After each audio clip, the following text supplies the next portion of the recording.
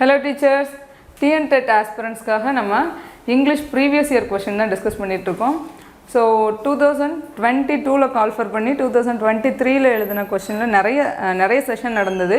அதில் ஒரு செஷனில் உள்ள கொஷின் தான் பார்க்க போகிறோம். ஏன்னா ஃபெப்ரில் வந்து நியர்லி ஒரு 10 days எக்ஸாம் நடந்தது. அதில் வந்து இது February 11ல் நடந்த எக்ஸாமுக்கான question. So first question,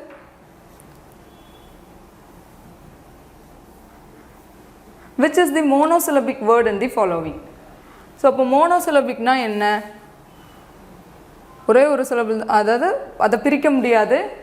so அதில் எத்தனை சிலபிள் இருக்குன்னா நம்ம பிரிக்க தேவை இருக்காது, அதுதான் மோனோசிலபிக்.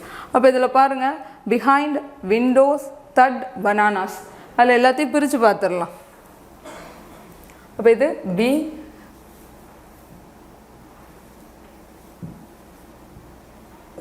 behind, windows, bananas.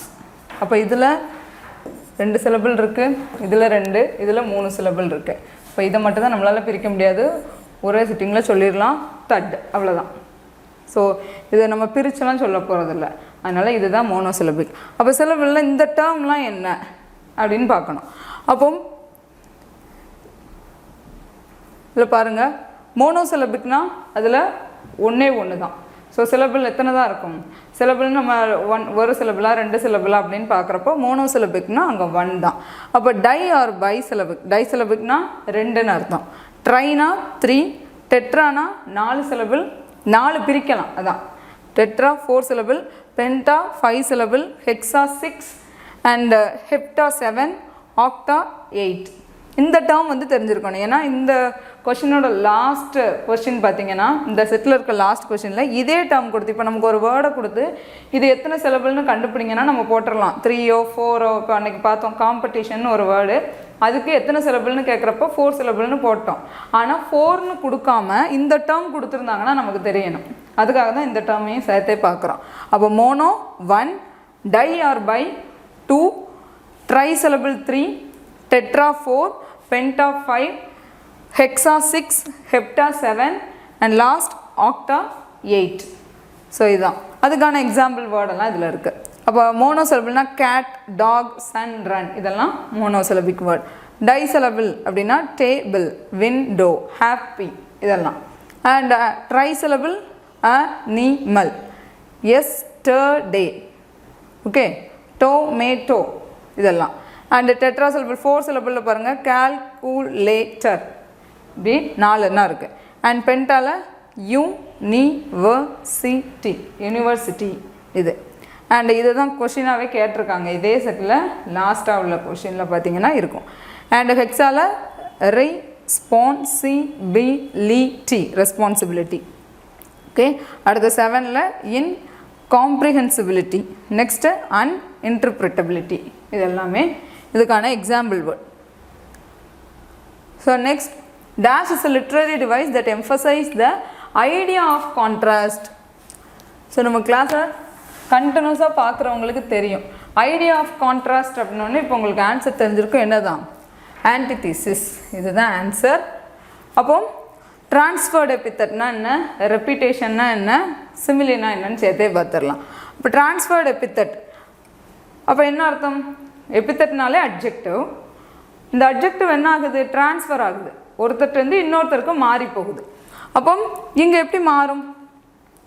இப்போ நான் தான் தூங்காமல் இருக்கிறேன்னா நான் என்ன சொல்லுவேன்? நைட்டெல்லாம் தூங்கலை அப்படின்னு சொல்லணும். ஆனால் ஸ்லீப்லெஸ் நைட் அப்படின்னு சொல்கிறேன்னா என்கிட்ட இருந்து அந்த அட்ஜெக்டிவை நான் யாருக்கு மாற்றி கொடுக்குறேன்? அந்த நைட்டுக்கு மாற்றி கொடுக்குறேன். ஆக்சுவலி தூங்காமல் இருந்தது நம்ம, ஆனால் நம்ம யாருக்கு அந்த அட்ஜெக்டிவை மாற்றுறோம்? அந்த நைட்டுக்கு வந்து மாற்றுறோம். அதனால தான் இது டிரான்ஸ்ஃபர்ட் எபித்தட்.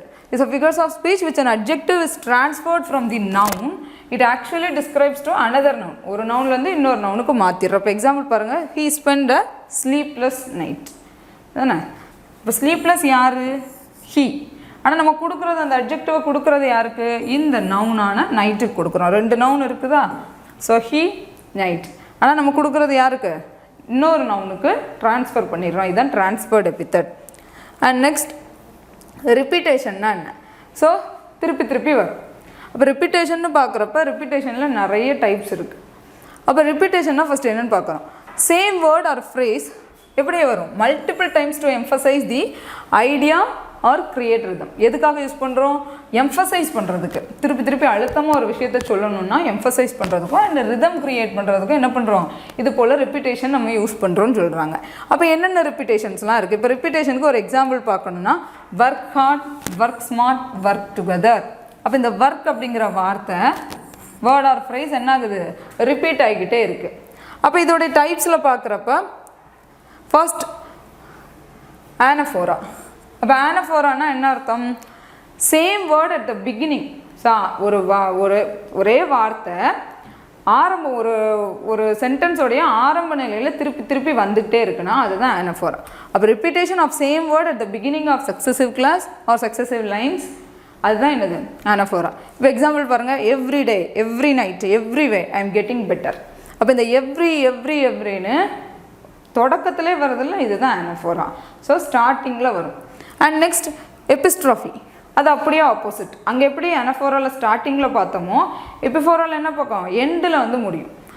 அப்போ இது repetition of same word at the end of lines or sentence. அப்போ எக்ஸாம்பிள் பாருங்கள், see no evil, hear no evil, speak no evil. அப்போ ஈவில்னு லாஸ்ட்டாக முடியுது, இதுதான் எபிஃபோரா. And next alliteration. அப்போ அலிட்ரேஷன்னா என்ன? இங்கே ஒரு வார்த்தை, ஒரே ஒரு லெட்டர், அங்கே என்ன பார்க்குறோம்? வேர்டு வந்து ரிப்பீட் ஆகிக்கிட்டே இருக்குது. இங்கே எழுத்து மட்டும் ரிப்பீட் ஆகும், அங்கே வேர்டு, இங்கே லெட்டர். அப்போ the repetition of same consonant sound or letter in the beginning of words or line in a sentence. அப்போ ஒரு சென்டென்ஸோடைய ஆரம்பத்தில் அந்த சவுண்டோ இல்லை அந்த லெட்டரோ திருப்பி திருப்பி வருது. அப்போ இதில் பாருங்கள், she cells seashells by the seashore. அப்போ இதில் எல்லாத்துலேயும் அந்த எஸ் சவுண்டு திருப்பி திருப்பி என்ன ஆகுது? ரிப்பீட் ஆகிக்கிட்டே இருக்குது, அந்த கான்சனண்ட். அதுதான் அலிட்ரேஷன். And refrain. ஸோ ரெஃப்ரைன்னா ஒரு போம் இருக்குன்னா அந்த போமோட லாஸ்ட்டில் என்ன ஆகும்? திருப்பி திருப்பி ரிப்பீட் ஆகிட்டு. இது எல்லாமே ஒரு வகையான ரிப்பீட்டேஷன் தானே.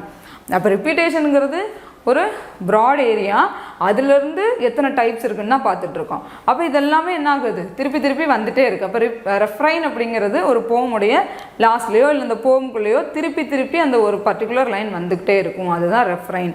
இப்போ இதில் பார்த்தீங்கன்னா நமக்கு எக்ஸாம்பிள் வந்து லிட்ரேச்சர் வந்து எட்கர் ஆலன் போவுடைய ரேவன் அப்படின்னு ஒரு போம் இருக்குது. அதில் அந்த ரேவன் என்ன பண்ணிக்கிட்டே இருக்கும்? நெவர் மோர்னு சொல்லிக்கிட்டே இருக்கும். இது வந்து ஒரு ரெஃப்ரைன். இன்னொன்று என்னென்னா ஸ்பென்சருடைய ப்ரோத்தாலமியனில் அவர் வந்து திருப்பி திருப்பி ரெஃப்ரைன் ஒரு லைன் கொடுத்துக்கிட்டே இருப்பார். Sweet times run softly till I end my சாங்னு 10 ஸ்டான்ஸாலையும் ஒரு ஸ்டான்ஸாக முடியும் போதும் அந்த லைனை என்ன பண்ணிக்கிட்டே இருப்பாங்க? ரிப்பீட் பண்ணிக்கிட்டே இருப்பார். ஸோ லிட்ரேச்சர் ஸ்டூடெண்ட்ஸ்க்கு நல்லா தெரியும், மற்றவங்களுக்கு இது எக்ஸாம்பிளாக வச்சுக்கோங்க. அப்போ 10 ஸ்டான்ஸாக எழுதியிருக்காரு, ஒரு ஸ்டான்ஸாக முடியும் போது என்ன பண்ணுறாரு? Sweet times run softly till I end my சாங்குங்கிற வரியை திருப்பி திருப்பி அவர் எழுதிட்டே வர்றாரு, இதுதான் ரெஃப்ரைன். அவ்வளோதான். அண்ட் நெக்ஸ்ட்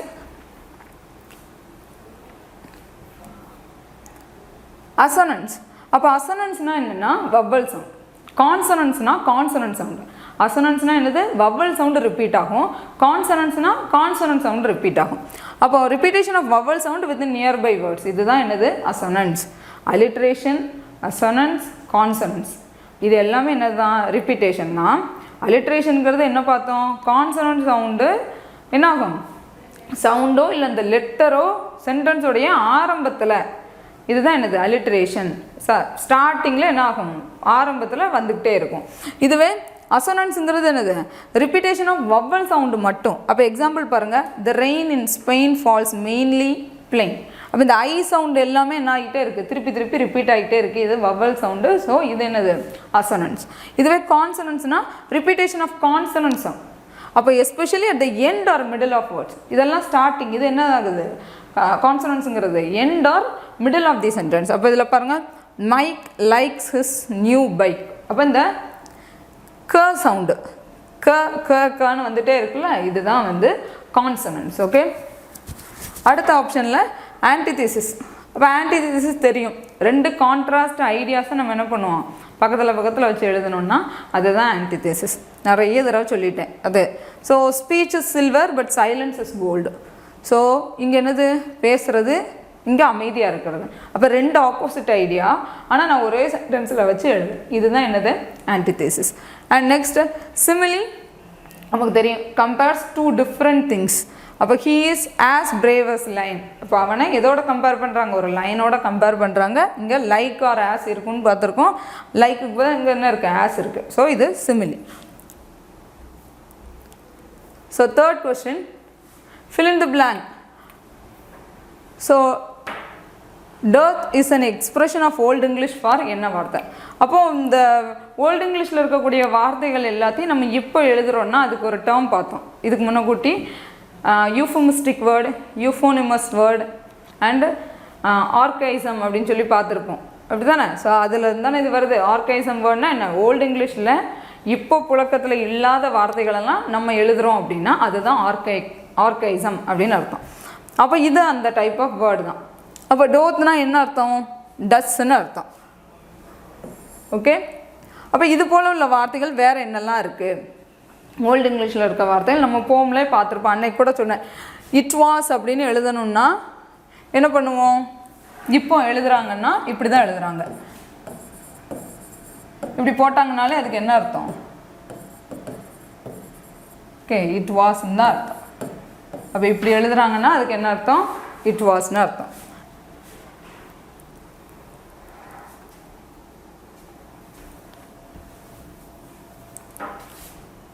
ஸோ நெக்ஸ்ட் அப்போ என்னென்ன வார்த்தைகள்லாம் இருக்குது இப்போ போமில் நம்ம எடுத்துக்கிட்டோன்னா, THOU தோ அப்படிங்கிற வார்த்தை இருந்ததுன்னா அதுக்கு என்ன அர்த்தம், யூன்னு அர்த்தம். அப்போ தோ தி இது ரெண்டுமே யூ அதை தான் குறிக்குது. ஆனால் சப்ஜெக்ட் எது ஆப்ஜெக்ட் எதுன்னு தெரியணும். இப்போ தோ இருக்குதுன்னா THOU அப்படிங்கிறது இங்கே சப்ஜெக்டாக இருக்கும். அப்போ எக்ஸாம்பிள் பாருங்கள், யூ ஆர் மை ஃப்ரெண்ட் அப்படின்னு சொல்லணும்னா தோ ஆர்ட்டுங்கிறதுக்கு ஆர்னு அர்த்தம். ஓகே, ART ஆர்ட்னா ஓல்டு இங்கிலீஷில் என்ன அர்த்தம், ARE ஆர்னு அர்த்தம். அப்போது தோ ஆர்ட் மை ஃப்ரெண்டுன்னா நம்ம எப்படி டிரான்ஸ்லேட் பண்ணிக்கிறோம், யூ ஆர் மை ஃப்ரெண்டு. அப்போ இங்கே யூங்கிறது என்ன ஃபார்மில் இருக்குது, சப்ஜெக்ட் ஃபார்மில் இருக்குது. இதுவே தீன்னு இருக்கு வைங்க, அதுவும் யூ தான், ஆனால் ஆப்ஜெக்ட் ஃபார்மில் இருக்குது. அப்போ எக்ஸாம்பிள் பாருங்கள், ஐ லவ் யூ அப்படின்னு இருக்குது. நான் இங்கே ஐ லவ் தி அப்படின்னா யூ அங்கே சொல்கிறோம். அப்போ அங்கே என்ன வந்துடும், இது ஆப்ஜெக்ட் ஆயிடுது. அப்போ தோனாலும் தீனாலும் யூ தான், தோங்கிறது சப்ஜெக்டில் இருக்குது, தீங்கிறது ஆப்ஜெக்டாக வருது, அவ்வளோதான். அண்ட் தை THY தைனா என்ன அர்த்தம், யுவர்னு அர்த்தம். Before consonant sound thy book is on the table. So இது கான்சனன்ட் சவுண்டுக்கு முன்னாடி வரும். Thy book is on the டேபிள்னா your book is on the டேபிள்னு அர்த்தம். அண்ட் தைன் அப்படிங்கிறது யுவர்ஸ். அப்போ இதுவும் யுவர்னு சொல்கிறோம், இது வந்து என்னது யுவர்ஸ். அப்போ உன்னுடைய ரெண்டும் கிட்டத்தட்ட பொசஷனை தான் குறிக்குது. ஆனால் உன் அப்படின்னு சொல்கிற இடத்துக்கும் உன்னுடைய அப்படின்னு சொல்கிறதுக்கும் வித்தியாசம் இருக்குங்க. பாருங்கள், this is your book is on the டேபிளுக்கும் this pen is thine, this pen is யுவர்ஸ்னு சொல்கிறதுக்கும் வித்தியாசம் இருக்குல்ல, அதுதான். ஸோ தைனுங்கிறது என்ன அர்த்தம், யுவர்ஸ்னு இருக்குது. ஸோ திஸ் பென் இஸ் தைன்னா திஸ் பென் இஸ் யுவர்ஸ்னு அர்த்தம். அண்ட் நெக்ஸ்ட் ஹேத் அப்படிங்கிறதுக்கு என்னது, ஹேஸ்ன்னு அர்த்தம். அண்ட் ஆர்ட்னா ஆர். ஓகே, இதெல்லாம் ஓல்டு இங்கிலீஷ் டேர்ம். இதெல்லாம் இப்போ நியூ இங்கிலீஷில் என்ன வார்த்தை மாடர்ன் இங்கிலீஷில் எழுதுவோமோ அதெல்லாம் இந்த சைடில் இருக்குது. Thou, you, thee, you subject object, and thy, your, thine, yours, ஹேத்னா ஹேஸ், ஆர்ட்னா ஆர், ARE ஆர், பி வெர்பில் எழுதுவோம்ல அதுதான். Fourth question, choose the correct prepositional verb. அப்போ இங்கே ப்ரிப்போசிஷனல் வேர்ப் எது கரெக்டாக வரும், children dash their parents for food and education. Okay, அப்போ இங்கே என்ன ஆன்சர் வரலாம், children dash their parents for food and education. நம்ம ஒருத்தங்களை சார்ந்து இருக்கிறத பற்றி பேசணும். அப்போ இங்கே டிபெண்டன்ஸ் தானே வரணும். அப்போ அதுக்கான ஆன்சர் என்னென்னா ரிலே ஆன் அப்படிங்கிறது தான் அர்த்தம், ரிலே ஆன். அப்போ மற்றதுக்கெல்லாம் என்ன மீனிங், அப்போ carry on, you carry on நம்ம அடிக்கடி இந்த பேச்சு வாக்கில் சொல்லுவோம். யூ கேரி ஆன் அப்படின்னா என்னது, நீங்கள் உங்கள் வேலையை செய்யுங்க, அதை கண்டினியூ பண்ணுங்கன்னு அர்த்தம். அப்போ means to continue doing something. Example sentence என்ன, please carry on with your work, உங்கள் வேலையை நீங்கள் என்ன பண்ணுங்கள் கண்டினியூ பண்ணுங்கன்னு சொல்கிறதுக்கு கேரி ஆன். அடுத்தது என்னது, கோ ஆன். அப்போ கோ ஆன்னா என்ன, அதுக்கு ரெண்டு அர்த்தம் இருக்குது, ஹேஸ் காமன் டூ மீனிங். அப்போ ஒன்று டு கண்டினியூன்னு அர்த்தம், இன்னொன்று என்னது to happen or take place, ஏதோ ஒன்று நடந்துகிட்ருக்கு அதை. அப்போ ஒரு விஷயத்தை கண்டினியூ பண்ணுறதுக்கும் சொல்லலாம், ஆல்ரெடி ஒன்று நடந்துகிட்ருக்கு அந்த மாதிரி அர்த்தத்துலையும் சொல்லலாம். அப்போ இதில் பாருங்கள், please go on with your story, நீ அதை கண்டினியூ பண்ணுன்னு சொல்கிறதுக்கும் கோ ஆன் சொல்லலாம். இன்னொன்று அங்கே என்ன நடந்துகிட்ருக்கு அப்படின்னு கேட்கறதுக்கு வாட்ஸ் கோயிங் ஆன் தேர் அப்படின்னு கேட்டோம்னா அதுக்கு என்ன அர்த்தம் தான், அங்கே என்ன நடந்துகிட்ருக்கு, அப்போ வாட் ஹேப்பனிங் அப்படிங்கிறதுக்கும் என்னதான் அர்த்தம், கோ ஆன் அப்படிங்கிறது தான் அர்த்தம். அண்ட் நெக்ஸ்ட் ரிலே ஆன் தான் டிபெண்டன்ஸ், அப்போ ஒன்றை சார்ந்து இருக்கிறது. You can rely on your friends in the times of need, நமக்கு ஏதாவது தேவை இருக்கிறப்போ நம்மளோட நண்பர்களை தான் சார்ந்திருக்கிறோன்னு இந்த சென்டென்ஸ்க்கான அர்த்தம். அப்போ ரிலே ஆன்னா என்னது, டிபெண்டன்ஸ் அந்த இதுதான். அடுத்தது புட் ஆன்னா வியர் கிளாத்ஸ், இல்லைனா அரேஞ்ச் பண்ணுறது, இல்லை பெர்ஃபார்ம் சம்திங், இது எல்லாமே என்ன அர்த்தம் தான், புட் ஆன்னு தான் அர்த்தம். அப்போ example, she put on her jacket and they put on their play at school. So அப்போ அரேஞ்ச் பண்ணுறாங்கன்னு அர்த்தம், இன்னொரு இதில் வியர்னு அர்த்தம். Okay, next question, choose the meaning of the foreign word given below. So bandicoot அப்படிங்கிற வார்த்தைக்கான அர்த்தம் என்னன்னு கேட்குறாங்க. அப்போ அர்த்தம் ஈஸி தான், it's a kind of rat. Okay, இது என்னது, ஒரு எலியில் இருக்கக்கூடிய ஒரு வகையான எலி தான். ஸோ இப்படி தான் இருக்கும் அது. ஸோ இதுதான் என்னது, bandicoot. Okay, next fiction includes. அப்போ ஃபிக்ஷன்னா என்ன, ஃபிக்ஷனில் என்னென்னலாம் இருக்கும் நமக்கு தெரியும், லிட்டரரி டேர்ம்ஸில் நிறைய இருக்குது, ப்ரோஸ், போம், ஃபிக்ஷன், ட்ராமா, ஷார்ட் ஸ்டோரிஸ் இப்படியெல்லாம் பார்ப்போம். அப்போ இங்கே என்ன அர்த்தம், ஃபிக்ஷன்னா என்ன, அதில் என்ன இருக்கும், பயோகிராஃபிஸ் அண்ட் ஆட்டோபயோகிராஃபிஸ் இருக்குமா, நெக்ஸ்ட்டு ட்ராமா அண்ட் பொயட்ரி இருக்குமா ஃபிக்ஷனில், ஏன்னா இது ஒரு ஜான்ரா அது ஒரு ஜான்ரா, அப்போ அது ரெண்டும் இப்படி இதில் அதை போய் இன்க்ளூட் பண்ணலாம் முடியாது. அடுத்தது எஸ்ஸேஸ் அண்ட் நரேட்டிவ்ஸ் இருக்குமா, ஜேர்னல்ஸ் அண்ட் நியூஸ் பேப்பர்ஸ் இருக்குமா அப்படின்னு சொல்லி கேட்டிருக்காங்க. ஸோ அப்போ ஆன்சர் என்னது, ஸோ ஃபிக்ஷன் இன்க்ளூட்ஸ் என்ன தான் வரலாம், எஸ்ஸேஸ் அண்ட் நரேட்டிவ்ஸ் தான் வரலாம். அப்போ மற்ற லிட்ரரி டேர்ம்ஸ் இதெல்லாம் இருக்குது, பயோகிராஃபி. அப்போ பயோகிராஃபினா என்ன, ஒருத்தங்களுடைய சொந்த வாழ்க்கையை பற்றி சொந்த அனுபவங்களை பற்றி எழுதுறது தான் பயோகிராஃபி அண்ட் ஆட்டோபயோகிராஃபிஸ். அப்படி தான் ஆட்டோபயோகிராஃபினா நம்மளை, அதாவது அந்த பர்டிகுலர் பர்சன் அவங்கள பற்றி எழுதுறது தான் ஆட்டோபயோகிராஃபிஸ். பயோகிராஃபிங்கிறப்ப மற்றவங்களுடைய வாழ்க்கையில் நடந்த அந்த ஓன் எக்ஸ்பீரியன்ஸ் எல்லாத்தையும் பற்றி இன்னொருத்தவங்க எழுதுறது. அப்போ இதில் ஆட்டோபயோகிராஃபிக்கு எக்ஸாம்பிள் பாருங்கள், விங்ஸ் ஆஃப் ஃபயர், அப்போ ஏபிஜே அப்துல் கலாமோடது. ஸோ இதெல்லாம் என்னதில் வந்துடும், பயோகிராஃபிஸ் அண்ட் ஆட்டோபயோகிராஃபியில் வரும். அப்போ ஃபிக்ஷன் அப்படின்னு பார்த்தோம்னாலே அதில் என்னது, இமேஜினரி ஸ்டோரிஸ் இது தானே இருக்க போகுது. அப்போ அதில் எப்படி பயோகிராஃபிஸ் அண்ட் ஆட்டோபயோகிராஃபிஸ் வராது, அப்போ அது வேறு ஜான்ரா தான். அண்ட் ட்ராமா அண்ட் பொயட்ரினாலே அது வேறு ஜான்ராவில் தான் வரப்போகுது, அப்போது இதுலேயும் இது வராது. And next essay short piece of writing on particular subject. அப்போ இதுதான் கரெக்டாக.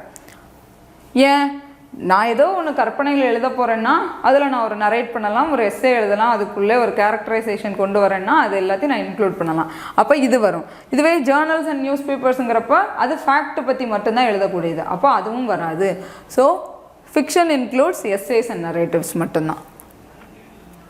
அப்போ ஜேர்னலுங்கிறது டெய்லி ஒரு பீரியாடிக்கல் ரெக்கார்ட், அந்த மேகசின்ஸ் இது எல்லாமே. So example Hindu, Times of India இதெல்லாம். எஸ்ஏக்கு எக்ஸாம்பிள் பார்க்குறப்ப ஃப்ரான்சிஸ் பேக்கனுடைய எஸ்ஏஸ்லாம் வரும், ஆஃப் ஸ்டடீஸ், ஆஃப் ரிவெஞ்ச் இதெல்லாம். இதுவே ட்ராமா அண்ட் பொயட்ரின்னு எடுத்துக்கிட்டோன்னா ட்ராமாவில் என்னெல்லாம் இருக்கும், கேரக்டர்ஸ் எல்லாருமே வருவாங்க. அப்போ மேக்பத், ஒத்தல்லோ இதெல்லாமே ட்ராமா. அண்ட் இது என்னது, டாஃபடல்ஸுங்கிறது பொயட்ரிக்கான example. So choose the meaning of the idiom. அப்போ இடியம்னா என்ன, லிட்ரலாக அதுக்கான மீனிங் எடுத்துக்கிட மாட்டோம், அதுக்கு பின்னாடி வேறு ஒரு அர்த்தம் தான் இருக்கும். ஸோ இதுதான் இடியம். அப்போ இதில் பீஸ் ஆஃப் கேக் அப்படிங்கிறதுக்கான அர்த்தம் இதில் என்னன்னு கேட்டிருக்காங்க. அப்போ பீஸ் ஆஃப் கேக்குன்னு நம்ம அப்படியே லிட்ரலாக மீனிங் எடுத்தோம்னா ஒரு கேக்கு துண்டு, அவ்வளோதான். ஆனால் நம்ம என்ன சொல்லிட்டோம், இதுக்கு லிட்ரல் மீனிங் கிடையாது, அதுக்கு பின்னாடி வேறு ஏதாவது ஒரு அர்த்தம் தான் இருக்க போகுது. அப்போ என்ன வரும்னா, a task that can be accomplished easily, இதுதான் ஆன்சர். ஒரு விஷயம் ரொம்ப ஈஸி அப்படின்னு சொல்கிறோன்னா அதுதான் a piece of cake. So English is a piece of cake for me அப்படின்னு நான் சொன்னேன்னா அப்போ என்ன அர்த்தம், எனக்கு ரொம்ப இங்கிலீஷ் அந்த சப்ஜெக்ட் எனக்கு ஈஸியாக இருக்குது. இப்போ maths is a piece of cake for me அப்படின்னு நீங்கள் சொன்னீங்கன்னா உங்களுக்கு அது ரொம்ப ஈஸியாக வரும்னு அர்த்தம். அப்போ இதுதான் a task that can be accomplished easily, இதுதான் ஆன்சர். அப்போ மற்ற மீனிங் கொடுத்துருக்காங்கன்னா அதுக்கு ஏதாவது ஒரு இடியம் இருக்கணும்ல. அப்போ என்னென்ன இடியம்லாம் இருக்குது, இப்போ blissfully happy, a good chance to get something valuable and expected to win or succeed. So இந்த மாதிரியான சுச்சுவேஷனுக்குலாம் என்ன இடியம் யூஸ் பண்ணலாம்? இப்போ நம்ம சொல்லுவோம் once in a blue moon அப்படின்னு சொன்னோம்னா நம்ம தமிழில் இருக்க அத்தி பூத்தார் போல் அப்படின்னு ஒரு இதை சொல்லுவோம். அப்போ அத்தி பூத்தார் போலனா ரொம்ப ரேராக ஏதாவது ஒரு விஷயம் நடக்குன்னா நம்ம அந்த வார்த்தையை சொல்லுவோமோ அத்தி பூத்தார் போலன்னு. அதே போல் தான் இங்கிலீஷில் என்ன சொல்கிறோம்? Once in a blue Moon அப்படின்னா எப்போவாது ரேராக நடக்கக்கூடிய ஒரு விஷயம். அப்போது இங்கே என்ன இடியம்லாம் இந்த சிச்சுவேஷனுக்கு இதெல்லாம் வரும். அப்போ blissfully happy, it's a pure bliss அப்படிலாம் கேப்ஷன் போடுவாங்க. அப்போ என்ன ரொம்ப சந்தோஷமாக இருக்கக்கூடிய ஒரு ஸ்டேட் ஆஃப் மைண்டை சொல்கிறோன்னா அங்கே என்ன வரும்? என்ன இடியம் யூஸ் பண்ணலாம்? ஆன் cloud 9 இல்லைனா இன் 7th heaven இந்த மாதிரியான வார்த்தைகள்லாம் யூஸ் பண்ணோன்னா அங்கே சிச்சுவேஷன் என்னென்னு அர்த்தம்? ரொம்ப சந்தோஷமாக இருக்காங்கன்னு அர்த்தம். blissfully happy and a good chance to get something valuable. So அப்போ அது என்னன்னு சொல்லுவோம்? Golden opportunity. ஸோ கோல்டன் ஆப்பர்ச்சுனிட்டிங்கிறது இடியம். அதுக்கான மீனிங் என்ன? இதுதான் நல்ல சந்தர்ப்பம், கரெக்டான சந்தர்ப்பம் அந்த ஆப்பர்ச்சுனிட்டியை நம்ம எடுத்துக்கிறதுக்கு அப்படின்னு அர்த்தம். And next expected to win R succeed. அப்போ நம்ம வந்து ஜெயிக்க போகிறோம் அப்படிங்கிற ஒரு சமயம் இருக்குன்னா அதுக்கு என்னன்னு சொல்கிறாங்க? ஃப்ரண்ட் ரன்னர் இல்லைனா தி ஆட்ஸ் ஆர் இன் தி ஒன்ஸ் ஃபேவர். இந்த மாதிரியான இடியம்லாம் இந்த சிச்சுவேஷனுக்கு யூஸ் பண்ணுவோம். Okay, a piece of cake அப்படிங்கிறது task that can be done easily ன்னு அர்த்தம். So next question, a thing of beauty is joy forever. இது நம்ம ஸ்கூல் புக்கில் இருக்குது, 8th ஸ்டாண்டர்ட் புக்கில் பார்த்தீங்கன்னா இருக்குது. அப்போ போம் எதுலேருந்து வருது? எண்டமியான், எ பொய்டிக் ரொமான்ஸ். ஸோ எழுதுனது யார்? ஜான் கீட்ஸ் எழுதுனது. இதில் கொடுத்துருக்க ஒர்க் எல்லாமே கீட்ஸ் எழுதுனது தான். அப்போது ஓட் ஆன் எ கிரேஷியன், லாபெல் டாம்ஸ் அண்ட் மெர்சி and the eve of saint Agnes. இது எல்லாமே கீட்ஸ் எழுதுன போம் தான், அவரோட ஒர்க்கு தான் இது எல்லாமே. So next question, choose the correct answer. One who studies about birds are called. அப்போ பறவைகளை பற்றி படிக்கக்கூடிய உங்களை என்ன சொல்லுவோம்? ஆர்னித்தாலஜிஸ்ட். Okay, ornithologist. அப்போ மற்ற டேர்முக்கெலாம் என்ன? லிங்குவிஸ்ட்னா ஒன் ஹூ ஸ்டடீஸ் லாங்குவேஜ். அப்போ மொழியியல் அந்த இதை படிக்கிறவங்க. அண்டு என்டோமாலஜிஸ்ட் அப்படின்னா இன்செக்ட், பூச்சி இனங்களை பற்றி படிக்கக்கூடியவங்க. செசிமாலஜிஸ்ட் அப்படின்னா எர்த்குவேக் பற்றி படிக்கக்கூடியவங்க. ஓகே, அண்ட் ஆர்னித்தாலஜிஸ்ட்னா பேர்ட்ஸ் பற்றி படிக்கக்கூடியவங்க. So choose the idiom which means the following. It's your turn to make a decision. அப்போது இந்த சிச்சுவேஷனுக்கான கரெக்டான இடியம் என்ன? அப்போ இதில் பாருங்கள் கொடுத்துருக்க ஆப்ஷன்லாம் என்ன? Saved by the bell, the apple of my eye, the ball is in your court, at 6s and 7s. இதுக்கு முன்னாடி கிளாஸ் பார்த்தீங்கன்னா அட் 6s and 7s நமக்கு ப்ரீவியஸ் இயரில் ஒரு கொஷின் இருக்குது. அப்போ அதுக்கு என்ன அர்த்தம்? ஒரு மாதிரி கன்ஃபியூஷன், இந்த மாதிரியான ஒரு மனநிலையை சொல்கிறது தான் அட் 6s and 7sன்னு அர்த்தம். அப்போ அது வராது. தி ஆப்பிள் ஆஃப் மை ஐக்கு அர்த்தம் என்னென்னா, யாராவது ஒருத்தவங்க எனக்கு ரொம்ப மனசுக்கு நெருக்கமானவங்க அப்படின்னா அவங்கள என்னென்னு சொல்லுவோம்? ரொம்ப க்ளோஸ் டு அவர் ஹார்ட்னா அதுதான் apple of an eye. Okay, apple of my eye. இதுவே சேவ் பை தி பெல்னா இந்த சிச்சுவேஷன் இதில் வார்த்தையிலே இருக்குது. அப்போ என்னென்னா ஒரு சிச்சுவேஷனில் நம்ம வந்து கடைசி நேரம் நம்ம ஐயோ பயந்துக்கிட்டே இருக்கிற நேரத்தில் யாரோ ஒருத்தவங்களை கடைசி நிமிஷம் நம்மளை வந்து காப்பாற்றுறாங்கன்னா அதுதான் சேவ் பை தி பெல். இது ஸ்கூலில் இந்த சிச்சுவேஷன் நம்ம அடிக்கடி ஃபேஸ் பண்ணியிருப்போம், அப்படி தானே? நம்மக்கிட்ட வர்றப்ப கொஷின் கேட்கும்போது ஐயோ பெல் அடிச்சிடக்கூடாதா, யாராவது வந்து மேமை கூப்பிட்டு போயிடக்கூடாதா, இப்படிலாம் நினச்சிட்டு இருக்கப்போ நம்ம டேர்ன் வர்றப்ப கரெக்டாக ஹெச்எம் கூப்பிட்டாங்கனாலோ இல்லை நமக்கு பெல் அடிச்சிட்டாங்கனாலோ, லஞ்சுக்கோ இல்லை பிரேக்குக்கோ பெல் அடிச்சிட்டாங்கனாலோ இந்த சிச்சுவேஷன் தான் சேவ் பை தி பெல்னு அர்த்தம்.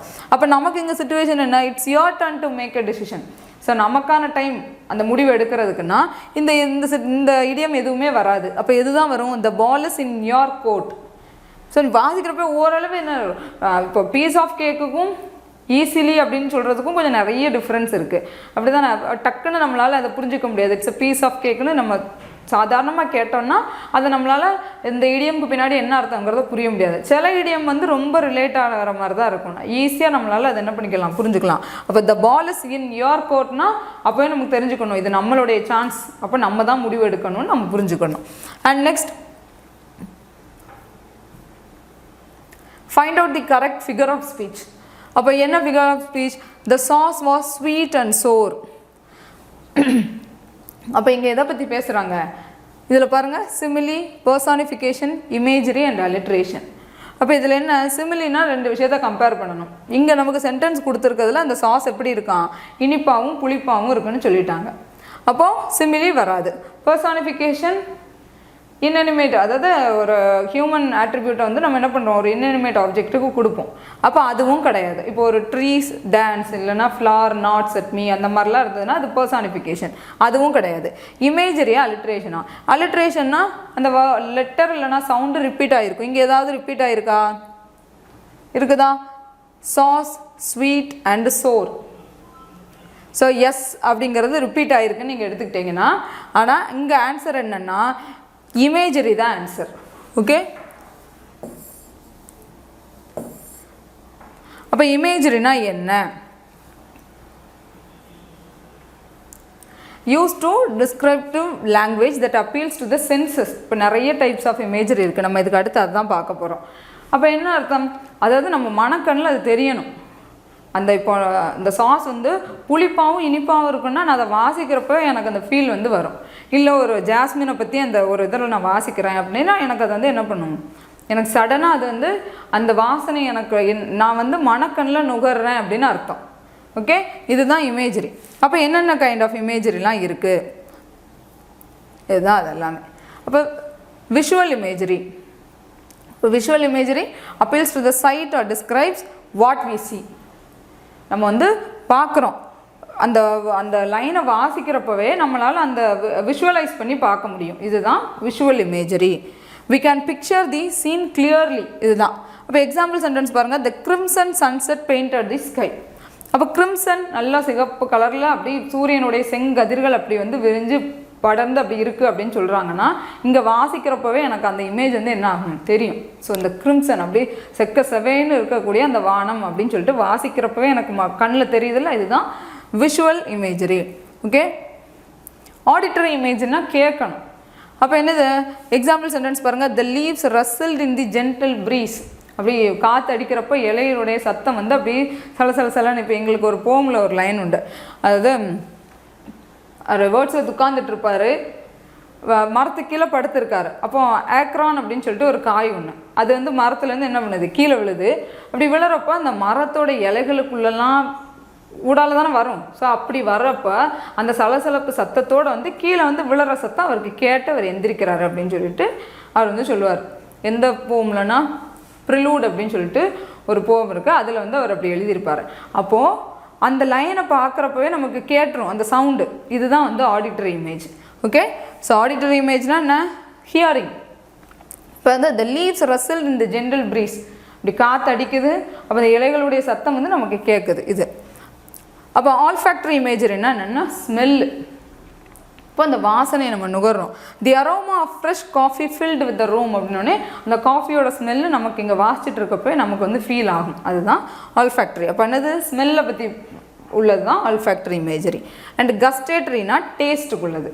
ஸோ ஆல்ஃபேக்டரி ஸ்மெல்லு, கஸ்டேட்டரினா என்னது? Taste. The lemon was sour on my tongue. இப்போ புரியுதா எதுக்காக அங்கே இமேஜரி போட்டோம்? த சாஸ் வாஸ் என்ன போட்டிருந்தாங்க? ஸ்வீட் அண்ட் சோர்னு இருக்கா? அப்போ அது என்ன அர்த்தம்? கஸ்டேட்டரி இமேஜரியில் தான் வருது. இப்போ நமக்கு வெறுமனையாக இமேஜரின்னு கொடுத்ததுனால நம்ம வந்து டக்குன்னு என்ன பண்ணிடுறோம், இமேஜரின்னு சொல்லிடுறோம். இல்லை இதில் இத்தனை டைப்ஸையும் கொடுத்து இதில் எதுன்னு கேட்டால் நமக்கு தெரியணும்ல, அதனால தான் இதெல்லாம் பார்க்குறோம். ஸோ கஸ்டேட்டரி இமேஜரின்னா என்ன அர்த்தம்? டேஸ்ட்டை பற்றி உள்ளது. So the lemon was sour on my tongue, அதோடைய புளிப்பு சுவை வந்து நம்ம வந்து சொல்கிறது. அடுத்தது டாக்டில் இமேஜரினா தொட்டு உணர்கிற மாதிரி நம்ம வந்து ஃபீல் பண்ணுறது. அப்போ அப்பீல்ஸ் டு டச். அப்போ என்ன கொடுத்துருக்காங்க? த soft silk brushed against her skin. இப்போ ஒரு சில்க், ஒரு மென்மையான ஒரு துணி. இப்போ நமக்கு மயில் இறகை வச்சு வருடினாங்க அப்படின்னு சொல்லிட்டு காயத்தில் இப்படி வருடினாங்கன்னா நமக்கு தெரியாது, மென்மையாக இருக்கும் அப்படின்னு சொல்லிட்டு நம்ம உணர்றோம்ல, அந்த தொடுதல் உணர்வு, அதுதான் வந்து டாக்டைல் இமேஜரி. அண்ட் கினஸ்தட்டிக் ஒரு ஆர்கானிக் இமேஜரினா அந்த மூமெண்ட்டோ இல்லை இமோஷனோ இல்லை நம்ம வந்து அப்படியே லிட்ரலாக நமக்கு வந்து அந்த பெயின் வந்து தெரியும். அதுதான் என்ன அர்த்தம்? கினஸ்தட்டிக் ஒரு ஆர்கானிக் இமேஜரி. இப்போ வாழைன்னு சொல்லிட்டு ஒரு லாஸ்ட் இயர் ஒரு படம் வந்துச்சு. அப்போ அந்த படத்தில் அந்த பசங்க வந்து அந்த வாழை தாரை தூக்கிட்டு போகிறப்ப அவன் அந்த பாட்டு ஃபுல்லாக கழுத்தை இப்படி பண்ணிக்கிட்டே இருக்காங்கன்னா, இங்கே நம்மளை அறியாமலாம் என்ன பண்ணுவோம், அவங்களுக்கு வலிக்குது அப்படின்னு சொல்லிட்டு நடிக்கிறாங்கனால நம்ம இங்கே என்ன பண்ணுவோம், உணர்ந்துகிட்டே இருப்போம். ஸோ இதுதான் வந்து கினஸ்தட்டிக் இமேஜரி. இல்லைனா ஆர்கானிக் இமேஜரி. நமக்கு வந்து அந்த பெயின் வந்து இல்லைனா அந்த இமோஷன் நம்மளுடைய பாடி உணர்கிற மாதிரியே இருக்கும். இப்போ ஒரு படம் இருக்குது, கேஸ்ட் அவேன்னு சொல்லிட்டு ஒரு படம், நீங்கள் பார்த்தீங்கன்னா தெரியும், சர்வைவல் மூவிஸில் பெஸ்ட் அப்படின்னு சொல்லிட்டு பார்ப்பாங்க. என்னென்னா ஃப்ளைட்டில் போய்கிட்டு இருப்பாங்க, அது ஆக்சிடெண்ட் ஆகும், அவன் வந்து ஒரு ஐலாண்டில் மாட்டிப்பான். மாட்டினோடனே என்ன பண்ணுவான், அவன் மட்டும் தான் அந்த ஐலாண்டில் வந்து அவன் மட்டும் தான் இருக்கிறான். அப்போ ஒரு சீன் என்ன வரும்னா அவனுக்கு பல்லு வலி வந்துடும், யாருமே கிடையாது, அவன் தீ மூட்டுறதுக்கே அந்த பாடுபட்டு கடைசியாக வந்து தீயை உருவாக்கியிருப்பான், மழை வந்துடும். ஸோ அவன் அந்த கஷ்டத்துலேயும் எப்படியாவது சர்வைவ் ஆகணும்னு சொல்லிட்டு அந்த அந்த படத்தில் அவன் இருப்பான் அந்த ஐலாண்டில். அந்த சுச்சுவேஷனில் பல்லு வலி வந்துடும். அவன் எங்கே பல்வலி அனுபவிச்சவங்களுக்கு மட்டும் தான் தெரியும், அப்படி தானே? அப்போ அந்த சுச்சுவேஷன் நம்ம படம் பார்க்குறப்ப நமக்கே பல்லெல்லாம் கூசுகிற மாதிரி இருக்கும். ஸோ இதுதான் வந்து என்னது கினெஸ்தெட்டிக் ஆர் ஆர்கானிக் இமேஜரி அப்படின்னு சொல்கிறது. Okay, next. ஸோ இதுதான் எக்ஸாம்பிள் பாருங்கள். Her heart bounded with excitement. Okay, result பார்க்குறப்ப அப்படியே சந்தோஷத்தில் என்னெல்லாமோ பண்ணும்ல மனசில், அதுதான் அந்த சிச்சுவேஷன் தான் kinesthetic imagery. And next, who is the American 12th question பார்க்கலாம். அப்போ it was dark and cloudy in the woods. அப்போ இது என்ன பொய்டிக் டிவைஸ் இங்கே யூஸ் பண்ணியிருக்காங்க அப்படின்னா இது என்ன தான் இமேஜரி தான். ஏன் அந்த டார்க் அப்படி இருள் சூழ்ந்து இருக்கக்கூடிய அந்த ஒரு இது நமக்கு என்ன பண்ணும், கண்ணுக்கு வந்து தெரியும். இதுதான் வந்து இதில் சொல்லியிருக்காங்க. ஸோ இதுக்கான ஆன்சர் ஏ.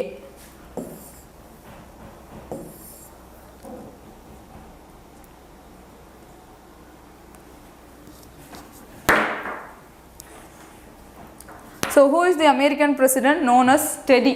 அப்போ அமெரிக்கா கொடுத்துருக்க எல்லாரும் அமெரிக்கன் பிரசிடென்ட் தான். Theodore Roosevelt, Abraham Lincoln, Obama and Bill Clinton. இதில் யாரோட நிக் நேம் டெடின்னு கொடுத்துருக்காங்கன்னு கேட்டிருக்காங்க. அப்போ யார்? தியோடர் ரூஸ்வெல்ட்டு தான் ஆன்சர். ஏன் இவர் தான் அவர் எதுக்காக டெடின்னு சொன்னாங்கன்னா நல்ல ஒரு கதை இவங்களுக்கு அதை கொடுத்துருந்தாங்க. என்னென்னா இவர் வந்து பிரசிடெண்ட்டாக இருக்க டைமில் என்ன பண்ணுறாரு, இந்த மாதிரி ஹண்டிங் போகிறப்ப அங்கே ஒரு குட்டி கரடியை கெட்டி வச்சுருந்துருக்காங்க. அப்போ அதை கொல்றதுக்கு இவங்க சொல்கிறாங்க. ஆனால் இவர் வந்து என்ன பண்ண மாட்டேன்ட்டாரு, நான் அதை கொல்ல மாட்டேன்னு சொல்லிட்டாரு. ஷூட் பண்ண சொல்கிறப்போ பண்ண மாட்டேன்னு சொல்லிட்டாரு. ஸோ அதனால் அந்த குட்டி கரடிக்கெல்லாம் இவரோட நிக்நேம் வந்து என்ன பேர் தான், தியோடர் ரூஸ்வெல்ட். ஸோ டெடி இவரோட பேர். அதை வச்சு அங்கே என்ன பண்ணிட்டாங்க, ஃபுல்லாகவே குட்டி கரடிக்கு எல்லாமே என்ன பேர் தான், டெடின்னே பேர் வச்சுட்டாங்க. அது இப்போ வரைக்கும் சொல்கிறோம் டெடி பேர் அப்படின்னு சொல்லிட்டு. ஸோ அப்படி தான் இதோட கதை. அதனால் யார் எந்த பிரசிடெண்ட்டை டெடின்னு சொல்லுவாங்கன்னா தியோடர் ரூஸ்வெல்ட்டை தான் சொல்கிறாங்க. Next question. So concrete poetry is otherwise called. அப்போ என்ன இருக்கலாம், கன்ஃபெஷனல் பொய்ட்ரியா, அப்போலாகா, இல்லை எக்ஸம்ப்ளமா, பேட்டர்ன் போமா? அப்போ ஒன்று ஒன்றா பார்த்துடலாம். கன்ஃபெஷனல் பொய்ட்ரினா என்ன? Poetry in which the poet expresses personal emotions, experience and secrets. அப்போ தன்னுடைய வாழ்க்கையில் நடந்த அந்த எக்ஸ்பீரியன்ஸ் அண்ட் எமோஷன்ஸ் இதெல்லாம் பற்றி பேசுகிறதா என்னது கன்ஃபெஷனல் பொய்ட்ரி. ஓகே, கன்ஃபெஷனல் பொய்ட்ரினா இதுதான். ஸோ கன்ஃபெஷன் அப்படின்னு சொல்லுவாங்க, அப்படி தானே? அப்போ இதுதான் expresses personal emotion, experiences and secrets. இதுதான் கன்ஃபெஷனல் பொய்ட்ரி. இப்போ எக்ஸாம்பிள் அதுக்கு என்ன சொல்கிறாங்கன்னா, சில்வியா பிளாத்தோடைய டேடி அப்படிங்கிற இவங்களோட 2 அண்ணா உண்டு. அதாவது அவங்க அப்பா பற்றி எழுதின போம் வந்து டேடி, அவங்க அம்மா பற்றி எழுதினது வந்து மெடூசா அப்படின்னு சொல்லிட்டு ஒரு போம் எழுதியிருப்பாங்க. ஸோ இதுக்கு முன்னக்குட்டி எந்த இதில் வந்திருக்கோன்னா, டேடி வந்து பிஜிடிஆர்பி இங்கிலீஷ் ப்ரீவியஸ் சிலபஸில் இருந்தது, இப்போ அது இல்லை. அதே போல் மெடூசாங்கிறது யூஜிடிஆர்பி இங்கிலீஷில் வருது. ஸோ எல்லாமே அவங்களுடைய லைஃப் எக்ஸ்பீரியன்ஸ் தான். அவங்க அப்பாவையும் பிடிக்காது, அம்மாவையும் பிடிக்காது. மெடூசாலையாவது கொஞ்சம் சேர்த்துக்கலாம், ஏன்னா ஒரு விதமாக அம்மாவை திட்டுற மாதிரி அது ஒரு லவ் தான். ஆனால் டேடியில் சுத்தம், அவங்க அப்பா வந்து ஹிட்லரோடலாம் கம்பேர் பண்ணி திட்டுவாங்க. அப்போ அவ்வளோ கோபத்தில் இருப்பாங்க. ஸோ இதுதான் வந்து கன்ஃபெஷன் பொய்ட்ரி. அடுத்தது அப்போலாக். அப்போ அப்போலாக்னா a short allegorical story that teachers moral lesson. So சின்ன பிள்ளைங்களுக்கு ஒரு மாரல் லெசன் அப்படி சேர்த்தே நீதிநெறி கதையும் சேர்த்தே சொல்லுவோம்ல, இதுதான் அப்போலாக். அப்போ எக்ஸாம்பிள் பாருங்கள், the fox and the grapes. இந்த மாதிரி கதைகள்லாம் நம்ம ஒரு லெசன் எடுக்க போதே இடையில சேர்த்து சொல்கிறோன்னா அதுதான் வந்து என்னன்னு சொல்கிறாங்க, அப்போலாக் அப்படின்னு சொல்கிறாங்க. அடுத்தது எக்ஸாம்பிளம். எக்ஸாம்பிளம் வந்து எக்ஸாம்பிளம் வந்து ஷார்ட் ஸ்டோரி, இந்த குட்டி ஸ்டோரி சொல்லிட்டு இருக்காங்கல்ல இப்போ பேசுகிறப்போலாம், அதுதான் வந்து எக்ஸாம்பிளம். ஸோ எக்ஸாம்பிளுக்காக, எடுத்துக்காட்டுக்காக நம்ம ஒரு சின்ன கதையை வந்து இன்க்ளூட் பண்ணுவோம்ல, இது வந்து எதுக்காக, மாரல் லெசனுக்காக சொல்கிறது. இது எதுக்காக, illustrate short story. Okay, so எதுக்காகனா இதுவும் மாரல் பர்பஸ் தான். ஆனால் இது வந்து ஸ்டூடெண்ட்ஸுக்கு டீச்சர்ஸ் எல்லாம் சொல்கிறப்போ நம்ம எக்ஸாம்பிளுக்கு வச்சு சொல்கிறக்கூடிய அலிகாரிக்கல் ஸ்டோரி. இது நடந்தால் இதே மாதிரி இங்கேயும் நடக்கும், அந்த மாதிரி சொல்கிறது. இது எப்படி, ஃபார் எக்ஸாம்பிளுக்காக யூஸ் பண்ணக்கூடியது. அடுத்தது பேட்டர்ன் போம். இப்போ நமக்கு ஆன்சர் இதுதான். Concrete poetry is otherwise called என்னதான் பேட்டர்ன் போம். பேட்டர்ன் போம்னா ஒன்றும் இல்லை. இப்போ நான் பட்டர்ஃப்ளைன்னு சொல்லிட்டு ஒரு போம் வந்து எழுதுறேன் அப்படின்னா நான் எழுதக்கூடியதை இப்படி லைன் பை லைனில் எழுத மாட்டேன். எப்படி எழுதுவேன்? அப்படியே ஷேப்பே பட்டர்ஃப்ளை மாதிரியே இருக்கும். அதுதான் வந்து என்ன போம்? பேட்டர்ன் போம்னு சொல்கிறது. இப்போ நான் ட்ரீயை பற்றி எழுதுறேன்னா என்னுடைய எழுத்து எல்லாமே எதை பற்றி தான் இருக்கும்? ஃபுல்லாக மரம் மாதிரியே எழுதியிருப்போம். இப்போ மரம் இப்படி இருக்குன்னா போமே இதுக்குள்ளே தான் எழுதியிருப்போம். இப்படி தான் எழுதியிருப்பாங்க. இதுதான் பேட்டர்ன் போம். ஓகே, அப்போ பாருங்கள், ஷேப் போம் ஆர் கான்க்ரீட் போம்னு இதை தான் சொல்கிறாங்க, பேட்டர்ன் போமை. அப்போ எக்ஸாம்பிள் என்ன? A poem about a tree written in the shape of a tree. இப்போ அதே ஷேப்பில் எழுதுறது. பட்டர்ஃப்ளைனா பட்டர்ஃப்ளை ஷேப்லேயே வந்து நம்ம இந்த போம் வந்து அப்படியே எழுதுறது தான் pattern poem. Next, if you are going on a trek or adventure, one of the following thing is most important to carry. இப்போ நம்ம ட்ரெக்குக்கோ இல்லை அட்வென்ச்சருக்கோ போகிறோம்னா எந்த முக்கியமான இந்த 4 ஆப்ஷனில் எதை வந்து முக்கியமாக கொண்டு போவோம் அப்படின்னா கேமராவா, இல்லை எமர்ஜென்சி கிட்டா, புக்ஸா, கேண்டில்ஸா? ஸோ இப்போ கேட்டால் என்ன தான் சொல்லுவோம்? முதல்ல கேமரா தான் சொல்லுவோம். ஆனால் ஆன்சர் என்ன? எமர்ஜென்சி கிட்டு தான் வந்து நீடு. அப்போ எது அத்தியாவசியம், எது வந்து அத்தியாவசியம் இல்லைன்னா எது தான்? எமர்ஜென்சி கிட்டு தான் என்னது அத்தியாவசியம். And next, rewrite the following in direct form. பாருங்கள், she exclaim that the flower was beautiful. அப்போது இங்கே இன்டெரக்டில் கொடுத்துட்டாங்க. நம்ம என்ன ஸ்பீச்சில் கண்டுபிடிக்கணும்? டைரக்ட் ஸ்பீச்சில் கண்டுபிடிக்கணும். அப்போ இது என்ன 4 டைப்ஸ் இருக்குது நமக்கு. சென்டென்ஸ் வந்து 4 கைண்ட்ஸ் இருக்கும். Statement, interrogative, imperative and exclamatory. இந்த 4ஐயும் வச்சு தான் நம்ம டைரக்ட்லேருந்து இன்டெரக்ட்டுக்கு மாற்றுவோம். அப்போ இது 4வது கைண்டில் தான் இருக்குது, எக்ஸ்க்ளமேட்ரியில் இருக்குது. அப்போ அதுக்கான ரூல்னால் என்ன? இப்போ நீங்கள் வந்து இன்டராகேட்டிவில் எழுதுறீங்கனாலே அங்கே வெறுமனே என்ன தான் இருக்கும்? இம்பரேட்டிவில் எழுதுறீங்கனாலே அங்கே ஒன்றே ஞாபகம் இருக்கணும், என்னதான்? அங்கே டூ இன்ஃபினிட்டிவ் இருக்கும். Okay, imperative. ஸோ இம்பரேட்டிவ்னா ஆர்டர் ஆர் ரெக்வஸ்ட் அப்படின்னு பார்த்துருப்போம்ல. ஸோ இம்பரேட்டிவில் அங்கே 2 ப்ளஸ் வேர்போடைய பேஸ் ஃபார்மில் எழுதுவோம். அப்போ அதுதான் அப்படிங்கிறப்ப நமக்கு என்ன தேவையில்லை? நம்ம டென்ஸை மாற்றணும் அப்படிங்கிற நீடெல்லாம் இல்லை. ஆனால் இங்கே என்ன இருக்குது அப்படிலாம் இல்லை. ஸோ டென்ஸை மாற்றணும். அப்போ டென்ஸை மாற்றணும்னு பார்க்குறப்பவே she exclaim that the flower was பியூட்டிஃபுல்னு இருக்குது. நீங்கள் இதை வச்சே கண்டுபிடிச்சிடலாம் இங்கே என்ன டென்ஸில் முதல்ல மாற்றிருக்காங்கன்னு. அப்போ இங்கே என்ன டென்ஸில் இருக்குது? த ஃப்ளவர் வாஸ் பியூட்டிஃபுல்னா வாஸ்ங்கிறது V2. அப்போ இது பாஸ்ட் டென்ஸில் இருக்குது, அப்படி தானே? அப்போ டைரக்ட் ஸ்பீச் ஒரு டென்ஸில் இருக்கும், இன்டைரக்ட் ஸ்பீச் வேறு டென்ஸில் இருக்கும். ஓகே, இன்டைரக்ட் ஸ்பீச் எதில் இருக்கும்? வேறு டென்ஸில் இருக்கும். அப்போ இங்கே பாஸ்ட் டென்ஸில் இருக்குதுன்னு பார்த்து கண்டுபிடிச்சாச்சு. இதை பார்த்தோன்னே கண்டுபிடிச்சிட்டோம். அப்போ ரூல்ஸ் நமக்கு நல்லா தெரிஞ்சதுன்னா ஈஸி. இது ப்ரெசண்ட்டில் இருந்தால் இது பாஸ்ட்டில் இருக்கும், அப்படி தானே? டைரக்ட் ஸ்பீச் ப்ரெசண்ட்டில் இருந்தால் இன்டைரக்ட் என்ன பண்ணணும்? பாஸ்ட்டுக்கு மாற்றணும். இங்கே பாஸ்ட்டில் இருக்குது அப்படின்னா அங்கே என்ன பண்ணணும்? பாஸ்ட் பர்ஃபெக்டில் எழுதியிருப்போம். டைரக்ட் ஸ்பீச் பாஸ்ட் டென்ஸில் இருக்குன்னா இன்டைரக்ட் ஸ்பீச் எதில் இருக்கும்? பாஸ்ட் பர்ஃபெக்டில் இருக்கும். அப்போ இங்கே கண்டுபிடிச்சாச்சு இது பாஸ்ட்டில் இருக்குது. அப்போ டைரக்ட் ஸ்பீச் எதில் தான் இருக்கும்? ப்ரெசென்ட்டில் தானே இருக்கும். அப்போ இதில் ஆப்ஷனை கண்டுபிடிச்சிடலாமா? How beautiful the flower is இருக்குமா? What a beautiful flower it was. அப்போ இங்கேயும் வாஸே இருக்குது. அப்போது இது கிடையாது, அப்படி தானே? நம்ம டைரக்ட் ஸ்பீச் கண்டுபிடிச்சிட்ருக்கோம். இதுலேயும் வாஸ் வந்துருச்சுனாலே அங்கே என்ன கிடையாது? ஆன்சர் இல்லைன்னு அர்த்தம். அடுத்து இங்கேயும் வாஸ் இருக்குது, அப்போ கிடையாது. இங்கேயும் வாஸ் இருக்குது. ஒழுங்காக டென்ஸுங்கிற ஒரு ரூல்ஸை தெரிஞ்சுக்கிட்டோம்னாலே இங்கே இவ்வளோத்தையும் நம்ம என்ன பண்ணிடலாம்? ஆப்ஷனை எலிமினேட் பண்ணிடலாம். ஏன்னா இந்த சிச்சுவேஷன் எல்லாமே கரெக்ட். இந்த வாட், ஹவு, இது எல்லாமே டைரக்ட் ஸ்பீச்சில் இந்த எக்ஸ்ப்ரெஷன் வேர்டு எல்லாமே இருக்கும். இன்டைரக்ட் ஸ்பீச்லாம் இந்த எக்ஸ்ப்ரெஷன் வேர்டெலாம் இருக்கக்கூடாது, அப்படி தானே? அப்போது இங்கே எல்லாம் வேர்டெல்லாம் ஒன்று போல் இருக்குது. இதில் கன்ஃபியூஸ் ஆகிட்டோன்னா இங்கே அப்போ என்ன பண்ண முடியாது? ஆப்ஷனை எலிமினேட் பண்ண முடியாது. அப்போ ஒன்றே ஒன்று தான். டென்ஸ் ஒழுங்காக தெரிஞ்சிட்டுனா இங்கே ஆப்ஷனை அழகாக எலிமினேட் பண்ணிடலாம். அப்போ ஆன்சர் என்ன? She said how beautiful the flower is அப்படின்னு டைரக்ட் ஸ்பீச்சில் இருந்து நம்ம இன்டெரக்ட்டுக்கு மாற்றுறோன்னா ஷீ. அப்போது இங்கே வந்து இந்த ரிப்போர்ட்டட் வேர்டு இருக்குல்ல, வேர்ப், ஒரு சென்டென்ஸ் இருக்குன்னா அதை நம்ம ரெண்டாக பிரிப்போம். இப்போ டைரக்ட் அண்ட் இன்டைரக்ட் ஸ்பீச்சில் ஃபர்ஸ்ட் என்ன பண்ணணும்? ஒரு சென்டென்ஸ் இருக்குன்னா அது ரெண்டாக பிரிப்போம். எப்படி பிரிப்போம்? ரிப்போர்ட்டிங் வேர்ப், ரிப்போர்ட்டிங் ஸ்பீச் அப்படின்னு பிரிப்போம். அப்போ இந்த ரிப்போர்ட்டிங் வேர்ப் தான் என்னது? இந்த ஷீ செட், ஹீ செட், இல்லைனா ஹீ சேஸ், இந்த பார்ட்டு. கமா போட்டிருப்போம். அதுக்கப்புறம் இந்த ரிப்போர்ட்டட் ஸ்பீச் என்ன பேசுனாங்களோ அது இருக்கும், அதுதான் ரிப்போர்ட்டட் ஸ்பீச். அப்போ இதைத்தானே ஃபஸ்ட்டு பார்ப்போம், இந்த ரிப்போர்ட்டட் வேர்பை. இந்த எக்ஸ்க்ளமேட்டரி சென்டென்ஸில் மட்டும் இந்த ரிப்போர்ட்டட் வேர்ப் இருக்குல்ல, இந்த வேர்பை நம்ம அந்த சிச்சுவேஷனுக்கு ஏற்ற மாதிரி எழுதணும். அப்போ இங்கே இவன் எப்படி சொல்லியிருக்கா, ஆச்சரியத்தோடு சொல்லியிருக்கா. சரி, எவ்வளோ அழகாக இருந்தது அந்த ஃப்ளார். அப்போ என்ன பண்ணுறா, ஆச்சரியத்தோடு சொல்கிறதுனால ஷீ எக்ஸ்க்ளைம்டு அப்படின்னு போட்டுருந்தோம். ரொம்ப சோகமாக ஏதோ ஒரு இழப்பு ஏற்பட்டுருச்சு அப்படி சொல்கிறப்ப அவங்க என்ன பண்ணுவாங்க, ரொம்ப சோகமாக சொல்லுவாங்கள்ல. அப்போ அங்கே அதுக்கு ஏற்றா போல் நம்ம என்ன பண்ணணும், ரிப்போர்ட்டட் வேர்பை மாற்றணும். அப்போ என்ன பண்ணலாம், ஷீ எக்ஸ்க்ளைம்டு வித் ஜாய் அப்படின்னு போட்டலாம், அதுவும் கரெக்டு தான். அப்போ சந்தோஷத்தில் அவன் என்ன பண்ணுறான், அந்த விஷயத்த சொல்கிறாங்க அப்படின்னு. அப்போ ரிப்போர்ட்டிங் வேர்பை இங்கே என்ன பண்ணிக்கிட்டே இருப்போம், எக்ஸ்க்ளமேஷன் சென்டென்ஸ்க்கு மாற்றுவோம்.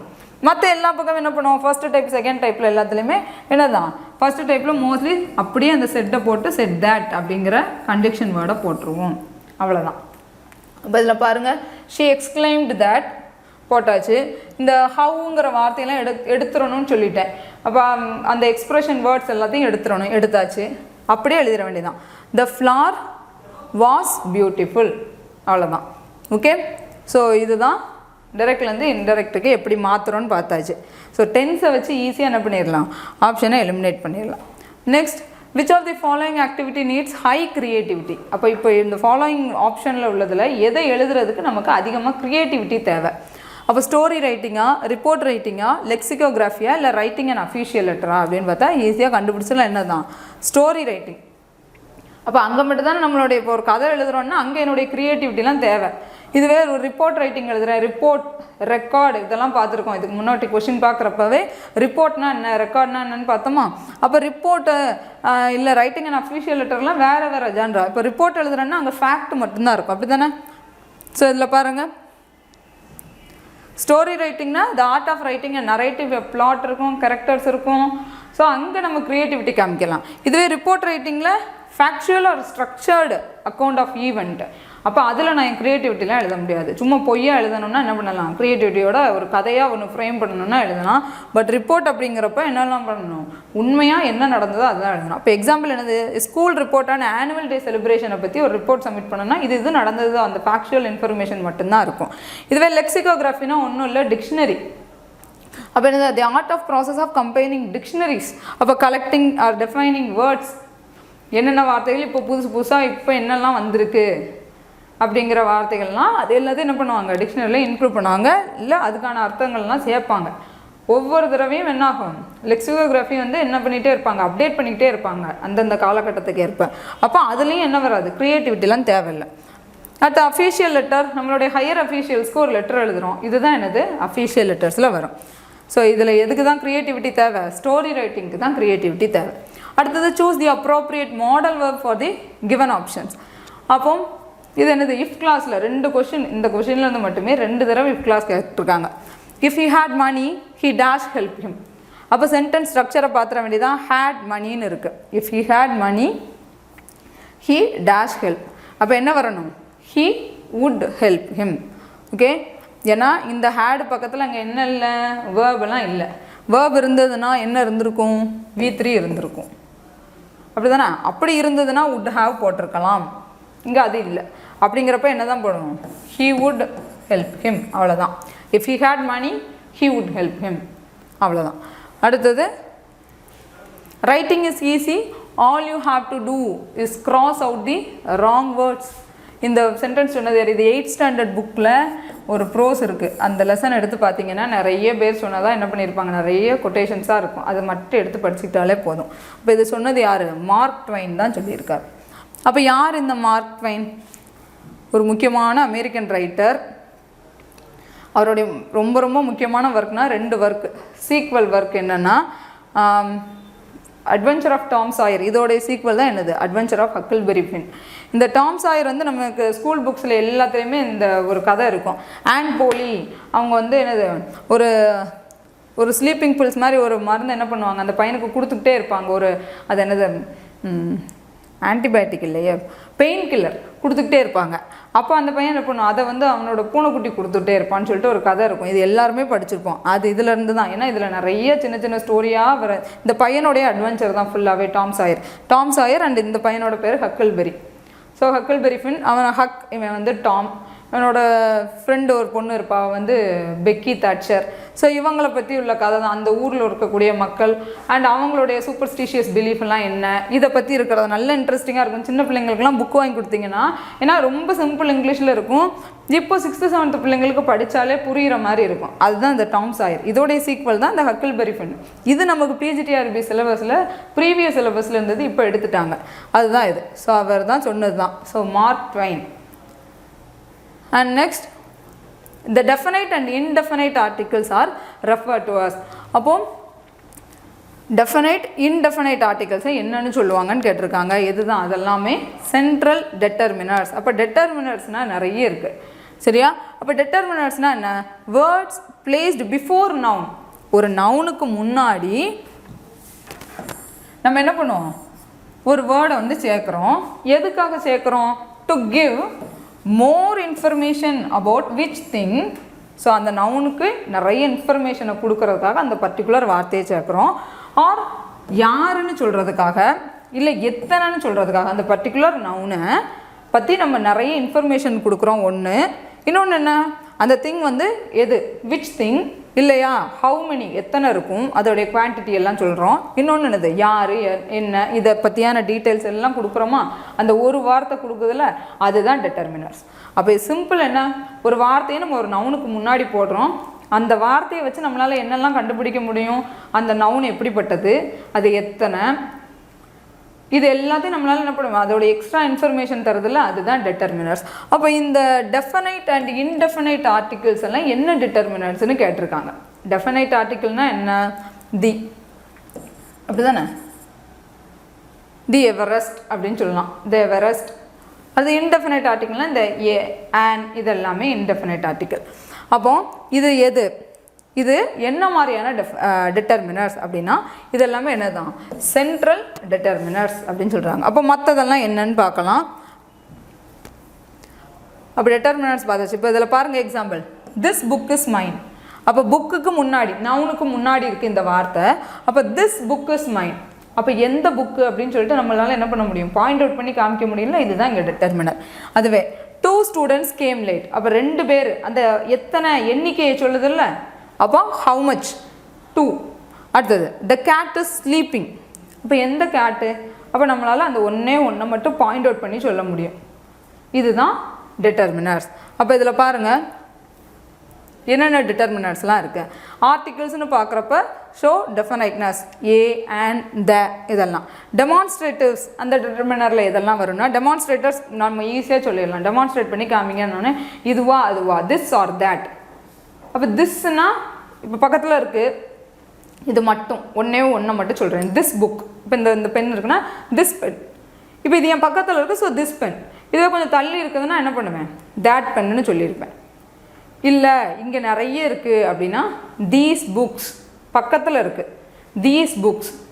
அப்போ நிறைய புக்ஸ் இருக்குது ஆனால் கொஞ்சம் தள்ளி இருக்குது அப்படின்னு சொல்லணும்னா என்ன சொல்லணும், தோஸ் புக்ஸ் அப்படின்னு சொல்லுவோம். This that these those. இப்போ திஸ்ஸும் தேட்டும் சிங்குலரில் சொல்கிறோம், தீஸ் தோஸுங்கிறது என்ன சொல்லுவோம், ப்ளூரலில் சொல்கிறோம். ஓகே, ஸோ திஸ் தேட் பக்கத்தில், அதாவது அருகாமையில் இருக்கக்கூடியது சொல்கிறது, தூரமாக இருக்கிறத தேட் வச்சு சொல்லுவோம். ஓகே, தோஸுங்கிறது என்னது தான், தூரமாக இருக்கிறத சொல்கிறது தான். அடுத்தது அதே மாதிரி ப்ளூரலுக்கு வரும்.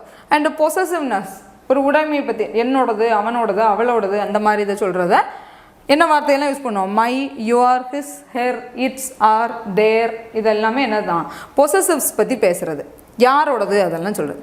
குவான்டிஃபையர்ஸ் அப்படிங்கிறப்ப குவான்டிட்டி, எத்தனை, some, many, few, several, much, lot of, இந்த மாதிரியான வார்த்தைகள்லாம் சொல்கிறது என்னது, குவான்டிஃபையர்ஸ். அடுத்தது நம்பர்ஸ், 1, 2, இந்த மாதிரியான நம்பர்ஸ் எல்லாம் சொல்கிறது எக்ஸாக்ட் நம்பரை சொல்கிறப்ப இதுவும் என்ன தான் டெட்டர்மினர்ஸ் தான். அடுத்த டிஸ்ட்ரிபியூட்டிவ்ஸ், ஈச், எவ்ரி, ஐதர், நெய்தர், இந்த மாதிரியான வார்த்தைகள் என்ன தான் டிஸ்ட்ரிபியூட்டிவ் டெட்டர்மினர்ஸ் அதில் வருது. அடுத்தது இன்டரோகேட்டிவ்ஸ்னால் கேள்வியில் வரக்கூடிய வார்த்தைகள், விச், வாட், ஹூஸ், இதெல்லாம். அடுத்தது ப்ரீ டெட்டர்மினர்ஸ், அப்போ என்னது கம் பிஃபோர் ஆர்டிகிள்ஸ், ஆர்டிகிளுக்கு முன்னாடியே யூஸ் பண்ணியிருந்தோம், சரியா. சென்ட்ரல் டெட்டர்மினர்ஸ், அப்போ என்னதெல்லாம் all, both, half, double, such, what, இதெல்லாமே. அடுத்தது post determiners, come after articles, so ஆர்டிகிளுக்கு அப்புறம் வர்றது. அப்போ இதெல்லாம் many, few, next, first, last, several, இதெல்லாமே போஸ்ட் டிட்டர்மினர்ஸ். அப்போ இதில் பாருங்கள் ப்ரீடெட்டர்மினர்ஸ் அப்படின்னா என்ன வரும்? Before articles or possessives. அப்போ இதெல்லாம் ஆல், போத், ஹாஃப்ஸ், சச் இது எல்லாமே ப்ரீடெட்டர்மினர்ஸ். சென்ட்ரல் டிட்டர்மினர்ஸ்னால் ஆர்டிகல்ஸ். அப்போ ஆர்டிகல்ஸ், டெமான்ஸ்ட்ரேட்டிவ், பொசசிவ்ஸ் இது எல்லாமே.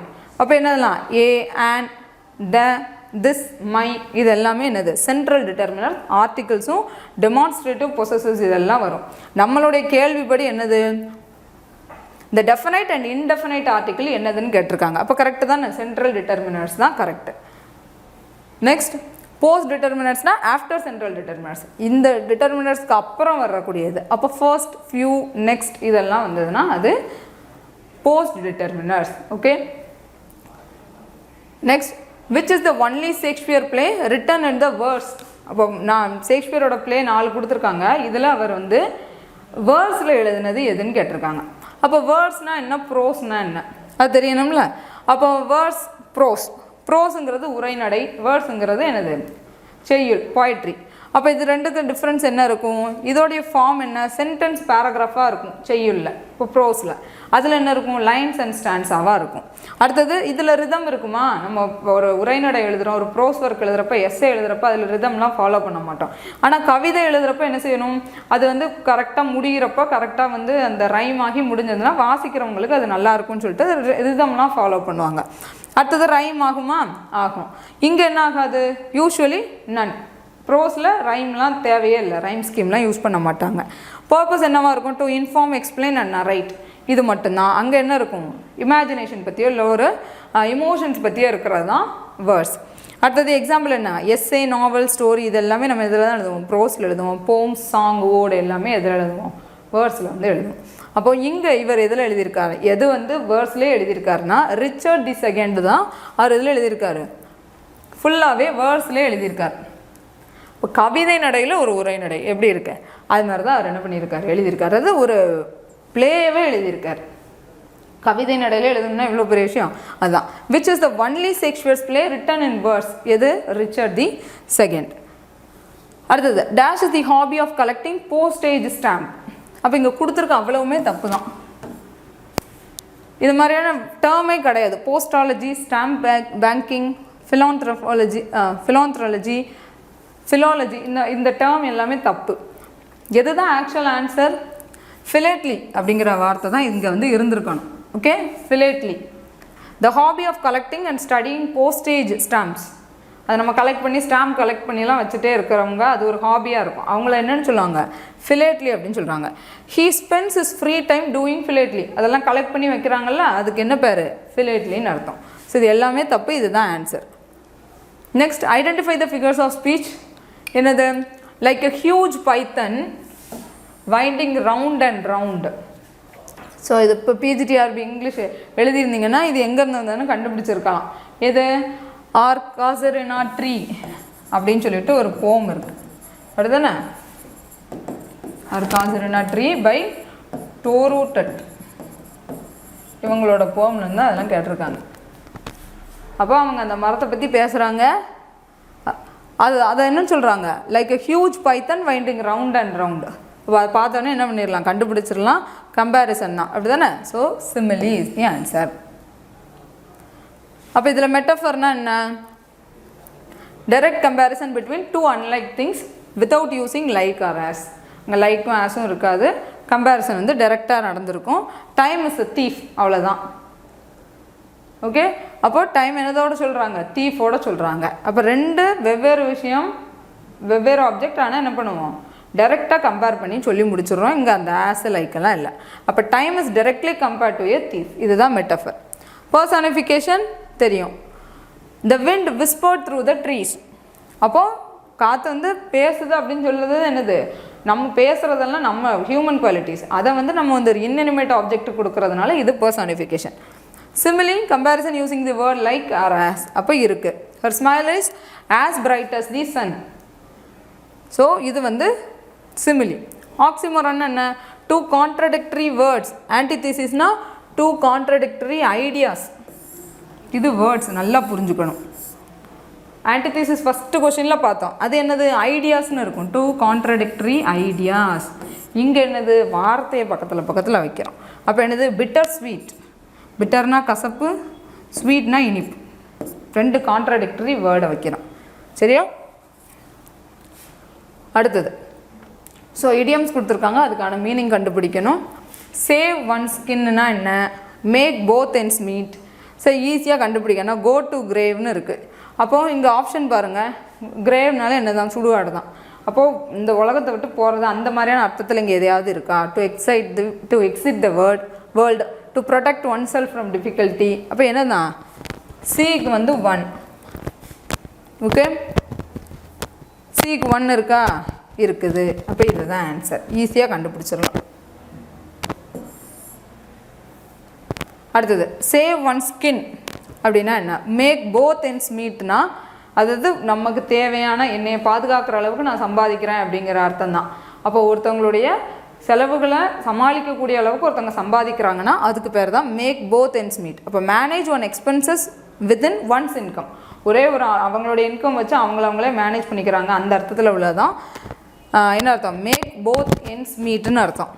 அண்டர் எ க்ளவுட் அப்படின்னா என்ன அர்த்தம்னா, ஒருத்தவங்களை சந்தேகத்திலே நம்ம வச்சுருக்கோம், ஒரு வித டவுட்லேயே ஒரு கேரக்டர் நம்ம வச்சுருக்கோம்னா அதுதான் under a cloud. Viewed with suspicion and distrust, ஒரு நம்பிக்கை இல்லாமல் ஒரு சந்தேக பார்வையிலே ஒருத்தங்களை நம்ம பார்த்துட்டே இருக்கோம்னா அதுதான் அண்டர் எ க்ளவுட். அப்போ என்னது, சேவ் ஒன் ஸ்கின்னா, ஸோ அங்கேயே வார்த்தை இருக்குது, to protect one self from difficulty. Okay, ஒருத்தவங்கள ஒரு இக்கட்டான சூழ்நிலையிலேருந்து காப்பாற்றுறது தான் save one skin. So next fill in the blank with the correct conditional word. திருப்பியும் வந்துருங்க. If I had found her address, if I had found her address, அப்போ first நம்ம ஒரு ஆப்ஷன் ஒரு கொஷினில் பார்க்குறப்ப had இருந்தது, மணி இருந்தது. அப்போ அங்கே என்ன இல்லை, வேர்ப் இல்லை. ஆனால் இங்கே பாருங்கள் had பக்கத்தில் ஃபவுண்ட் இருக்குது. அப்போ ஃபவுண்டோடைய V1 ஃபார்ம் என்ன, ஃபைண்ட். அப்போ இது V3ல கரெக்டாக தானே இருக்குது. If I had found her address, அப்போ இது என்ன கண்டிஷனல், லாஸ்ட் தேர்ட் கண்டிஷனலில் வந்துடும். அப்போது found her address, I would have sent. அப்போ would have இருக்கா, இருக்குது. ஸோ B தான் answer. would have sent. If I had found her address, I would have sent her an invitation. சரியா? அப்போ கரெக்டாக இருக்கு.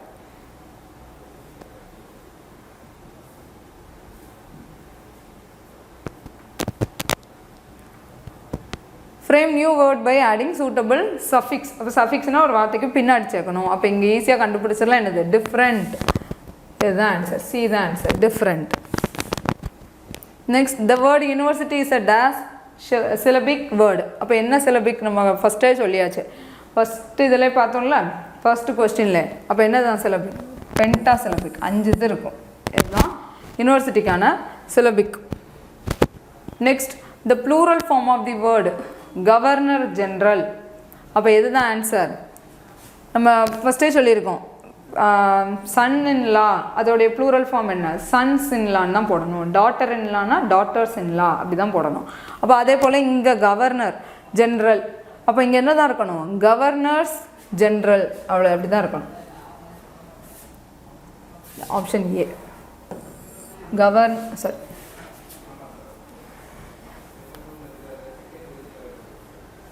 Governors generals. ஓகே, ஸோ இதுதான் answer, governors general. So அந்த நவுன் பக்கத்தில் மட்டும் தானே ப்ளூரலுக்கு மாற்றுறப்ப எஸ் சேர்க்கலாம், எல்லாம் செய்யலாம். ஓகே, ஸோ அந்த பொசிஷனுக்குலாம் சேர்க்கக்கூடாது. அந்த ஆட்கள் இப்போ சன் இன் லாஸ் அப்படின்னு சொல்லலாம், சன்ஸ் இன் லா அப்படி தான் சொல்லணும், சன்ஸ் இன் லா. அதை விட்டுட்டு சன் இன் லாஸ்ன்னு போடக்கூடாது. இங்கே தான் எஸ் சேர்க்கணும், இங்கே சேர்க்கக்கூடாது. இவ்வளோ தான் plural form. Okay, so next, observe the following sentences and choose correct one. அப்போ பாருங்கள், இதில் கொடுத்துருக்கிறது எல்லாமே ப்ளூரல், அதாவது அந்த இதில் சப்ஜெக்ட் வேர்ப் அக்ரிமெண்ட் அப்படின்னு பார்த்துருப்போம். சப்ஜெக்ட் வேர்ப் அக்ரிமெண்ட் அப்படிங்கிறது என்ன, சிங்குலர் சப்ஜெக்ட்னா சிங்குலர் வேர்பில் தான் எழுதணும், ப்ளூரல் சப்ஜெக்ட்னா ப்ளூரல் வேர்பில் தான் எழுதணும் அப்படின்னு சொல்லிட்டு இருக்குல்ல, அதுதான் இங்கே பார்க்க போகிறோம். அப்போ இதில் எந்த சென்டென்ஸ் வந்து கரெக்ட் அப்படின்னு பார்த்தா, all the furnitures has been remodelled, her hairs turned grey, all the informations he gave me are false அப்படின்லாம் இருக்குது. அப்போ ஃபர்ஸ்ட் சென்டென்ஸ் பாருங்கள், ஃபர்னிச்சர் அப்படின்னாலே அதோடைய ப்ளூரல் ஃபார்மு என்ன தான், ஆக்சுவலி அது இருக்கிறதே என்ன தான், ஃபர்னிச்சர்னாலே ப்ளூரல் தான். அதுக்குன்னு ப்ளூரல் ஃபார்மெல்லாம் நம்ம தனியாலாம் போய் எடுத்து எழுதலாம் முடியாது. அப்போ இது என்னது? ஃபர்னிச்சருங்கிறது அன்கவுண்டபிள் நவுன். சரியா? Furniture is an uncountable noun, so it has no plural form. அப்போ இப்போ ஏற்பட்ட ப்ளூரல் ஃபார்மே இல்லாததுக்கெலாம் நம்ம உட்காந்து ப்ளூரல் வெர்பு எழுதக்கூடாது. அப்போ இங்கே பாருங்கள், the furnitures has been remodel. அப்போ இங்கே என்ன கொடுத்துருக்காங்க? all the furnitures அப்படின்னு இப்படி கொடுத்துருக்காங்கல்ல, ஸோ அதனாலே அது தப்பு. இப்படி எழுதக்கூடாது. not furnitures இப்படி எழுதக்கூடாது. அப்போ அது தப்பு. அடுத்தது பாருங்கள், her hairs turned grey. அப்போ ஹேர்னாலே அது அன்கவுண்டபிள் தான். அப்போ அதுக்கு ப்ளூரலில் நம்ம ஹேர்ஸ்னு போடக்கூடாது. அதனால் இதுவும் தப்பு. சரியா? அடுத்தது, all the informations he gave me are false. அப்போ இன்ஃபர்மேஷன் அங்கே தகவல் அப்படின்னு சொல்கிறோன்னா அதை இங்கே ஆறுன்னு கொடுத்து ப்ளூரலில் கொடுத்துருக்காங்க. ப்ளூரல் வெர்பு ஆறுங்கிறது. அப்போ இன்ஃபர்மேஷன் அங்கே என்னது? இது ப்ளூரல், அதனால் அதுவும் ப்ளூரல்னு எடுத்து எழுதியிருக்காங்க. அப்போ அதுவும் தப்பு தான். இது என்னது? அன்கவுண்டபிள். இதுக்கு ப்ளூரல்னால் நம்ம எழுதவே கூடாது. சிங்குலர் வெர்பு தான் எழுதணும். ஃபர்னிச்சர்னாலும் சரி, ஹேர்னாலும் சரி, எல்லாமே என்னது தான்? சிங்குலர் வெர்பு வச்சு தான் எழுதணும். அப்போ இங்கே என்ன கிடையாது? ஆர் வராது. இஸ் தான் வந்திருக்கணும், அங்கே கொடுக்கல. ஸோ இதுவும் தப்பு. அப்போ இது ஒன்று தான் correct. 5 rupees has no value. இது சிங்குலரில் தான் கொடுத்துருக்காங்க. சிங்குலர் வெர்பு தானே? கரெக்ட். அப்போ பாருங்கள், hair is also uncountable noun. அப்போ அது தப்பு. அடுத்தது இன்ஃபர்மேஷன், இதுவும் அன்கவுண்டபிள் நவுன் தான். அதுக்கு ப்ளூரல் ஃபார்ம் கிடையாது. So information, furniture, advice, knowledge, luggage, money இதெல்லாம் வருது அப்படின்னா அது எல்லாமே என்ன தான்? அன்கவுண்டபிள் நவுன் தான். அப்போ அங்கே நம்ம என்ன தான் யூஸ் பண்ணணும்? சிங்குலர் தான் யூஸ் பண்ணணும். இப்போ பாருங்கள், so amount of money it considered singular. அதனால தான் 5 rupees ஹேஸ்ன்னு கொடுத்துருக்கோம். ஹேவ்னு கொடுத்துருந்தா ஹேஸுங்கிறது எதில் வந்துடும்? சிங்குலருக்கு மட்டும் தானே யூஸ் பண்ணுவோம். ஹீ ஷீட்டு பக்கத்தில் மட்டும்தான் ஹேஸ் போடும், வேறு எங்கேயும் போட மாட்டோம். அது சிங்குலர் வெர்பு. இப்போ பாருங்கள், countable, uncountable. I have 2 bags சொல்லலாம். இது வந்து எண்ணிடலாம், அதனால ஹேவ் போடலாம். இதுவே ஐ ஹாவ் சம் லக்கேஜஸ் சொல்லலாமா? ஸோ அன்கவுண்டபிளுக்கு என்ன போடுவோம்? சம். அடுத்தது, she gave me 3 ideas. She gave me some advice. அடுத்தது, there are many chairs, there are much furnitures. அப்போது இந்த மெனி, அடுத்தது சம், இதெல்லாம் எங்கே கவுண்டபிள் நவுனுக்கு என்ன வார்த்தை யூஸ் பண்ணுவோம்? அன்கவுண்டபிளுக்கு என்ன யூஸ் பண்ணுவோம்? ஸோ மெனி அப்படிங்கிறத அன்கவுண்டபிள், மச்ங்கிறது அன்கவுண்டபிள். அதனால் அது எல்லாமே சிங்குலரில் தான் எழுதணும். அடுத்தது, fill in the blank with correct infinitive. அப்போ இன்ஃபினிட்டிவ்னால என்னன்னு சொல்லியிருக்கோம்? அங்கே 2 இருக்கும் ப்ளஸ் verb 1 இருக்குமா? வேர்போடைய ஃபர்ஸ்ட். அப்போ இங்கே 2 இருக்குது. போஸ்ட், இங்கே பாருங்கள், போஸ்டிங், போஸ்டட், ஃபார் போஸ்ட்லாம் இருக்குது. அப்போ அது கிடையாது. Deva forgot to post the letter. அவ்வளோதான். இன்ஃபினிட்டிவ் ஃபார்ம் தெரிஞ்சாலே ஈஸியாக எழுதிடலாம். இதுதான் ஆன்சர். Okay, thank you.